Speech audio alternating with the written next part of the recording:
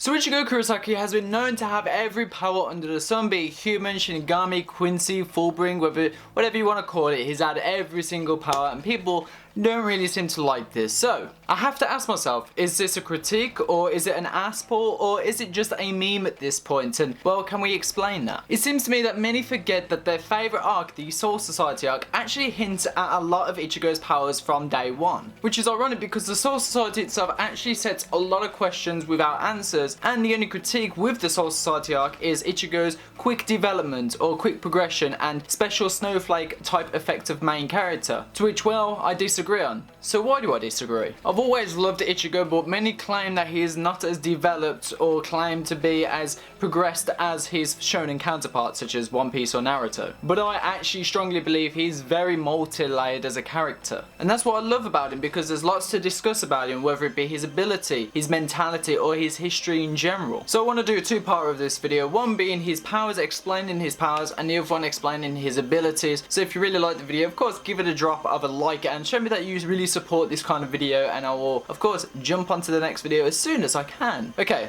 so let's start from the beginning, the Soul Society arc. Ichigo quickly made it to captain and Bankai level just within a few days. Now of course, granted he can't accomplish this on his own and had the help of some captains to do this with. Now, taking into consideration two former captains, these guys are more experienced than anyone to actually get to somebody to that potential and to that level very quickly. Even Kisuke, he had invented a mechanism which allowed people to get Bankai, especially himself, to train and accomplish Bankai within a few days, so to say within 3 days, and Ichigo managed to do it within 2. And we can't also forget about forcing his way to be a Shinigami as well by getting Ichigo to eat his own soul chain. So by no means did Ichigo actually manage to accomplish it himself, rather he did have some very, well, 2 captains to help him along the way. So how does this all turn into Ichigo's powers? How do they show themselves within this arc? Let's use the Ichigo versus Byakuya fight, which of course will go down in anime history, and for good reason. Byakuya states that the Bankai is not something any ordinary person can just achieve.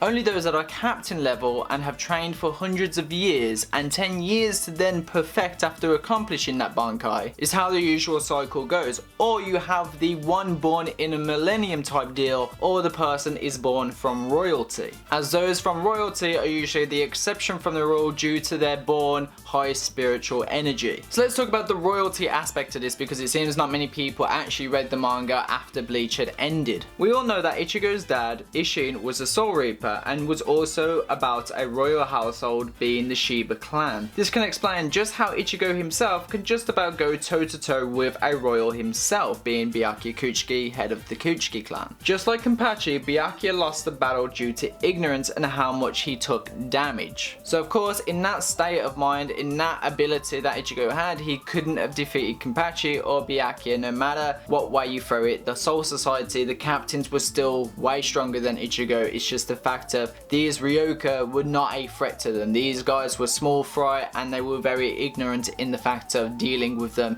in a very efficient way. And I guess that's still reasons why we actually loved Kenpachi or Byakuya when they came back. Not because they only had cool fights, it's because they still had a lot more to give us than what we saw from the Soul Society arc. So when we saw them appear in the Hueco Mundo arc, goddamn did they leave an impression. But let's get back onto Ichigo, because he's always had a huge spiritual energy, but we learned it was heavily suppressed by Zangetsu, and I quotation Zangetsu. Because as we see in the fight against Kenpachi, Zangetsu had to unleash a part of Hollow Ichigo, which he didn't want to do, as that was Ichigo's true self, which Zangetsu wanted to keep control until Hollow Ichigo became too powerful and became the dominant being. So while we're on the discussion of Hollow Ichigo and Ichigo's Hollow in general, in the Soul Society, the Hollow Ichigo didn't make sense. Sure, we had hints of the Hollow Mask appearing, but there was no reason as to why. Well, now we do. We know that Hollow Ichigo is the true Asuchi of Ichigo's spirit, as well as a mini Yuha. But the problem was Ichigo never really tamed his spirit and never created that connection due to Ichigo being ignorant to the factor of not believing Ichigo or Hollow Ichigo that he was his true self. Hollow Ichigo knew who mini Yuha was, yet Ichigo was siding with the wrong team.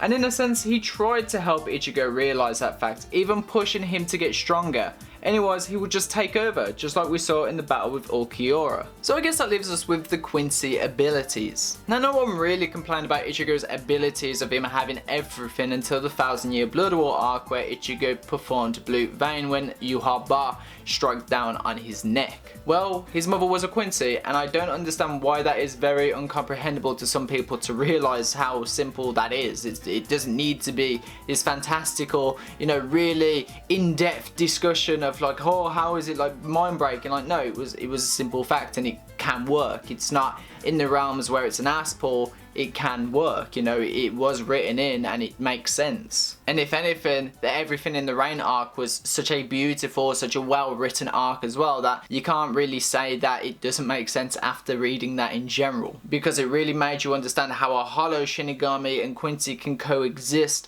and how a Shinigami's powers can actually stop the hollow from poisoning the Quincy side. So anyway, we'll get into that another time. So it logically explains why Ichigo can use Quincy abilities. Hell, even Ichigo's been using Quincy abilities since the start. He has the ability to tank a lot of damage because of this. Like for example, when Ichigo had his fight with Kenpachi, Mini Yhwach even said that he could only stop the bleeding shortly, and it explains why he has a blue Getsuga compared to the black one, to which I'll explain more with Ichigo's abilities video. So that leaves with everybody's hated arc for some god knows reason, the Fullbringer arc, which I'll just say everybody kind of complained about because Ichigo didn't have this development, and when Kubo finally gave him a very mental development, it seemed to be too realistic for people to like, maybe, or too boring. I disagree. I thought it was an amazing arc. I thought it delved into Ichigo's mentality really well. But let's talk about his Fullbringer powers. It's as simple as Ichigo having an item which stored his own Reishi, and through this arc allowing him to finally learn Ryatsu control without leaking it, like he did around Keigo, Mizuru and Tatsuki for example. Ichigo was never really learned Reishi control, hence the big ass sword. You know, as Ishin said, captains for example, if they had no Reishi control, their sword would be the size of skyscrapers. So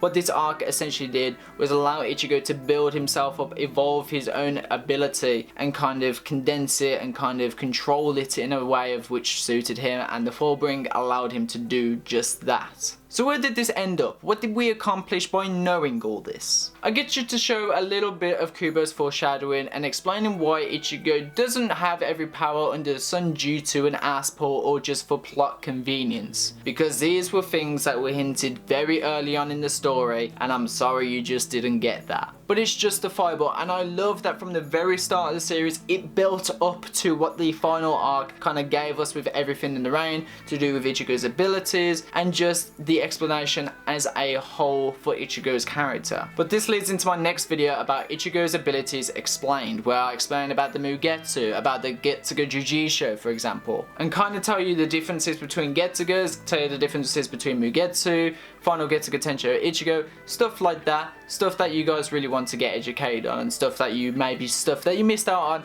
as a whole. But as always people, please drop me a like. Do you like these type of videos? Again, show me the support and I will get on to the next one as soon as possible. But I am going to leave you guys with that one. I'm going to catch you motherfuckers later. You guys of course have this fine day, been Hanson, and as always people, peace out.